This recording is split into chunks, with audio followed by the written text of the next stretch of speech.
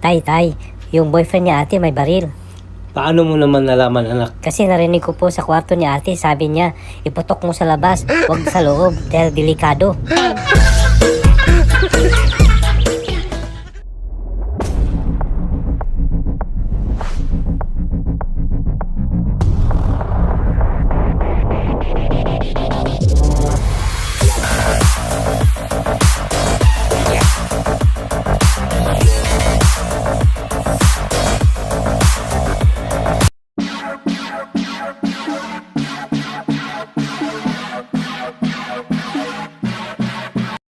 Hindi daw ako marunong mag-English. Wag ako. Give me alone.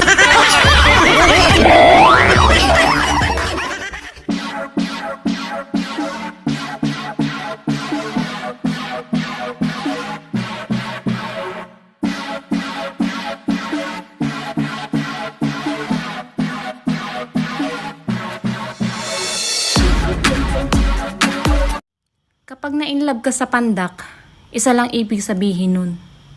Nanuno ka.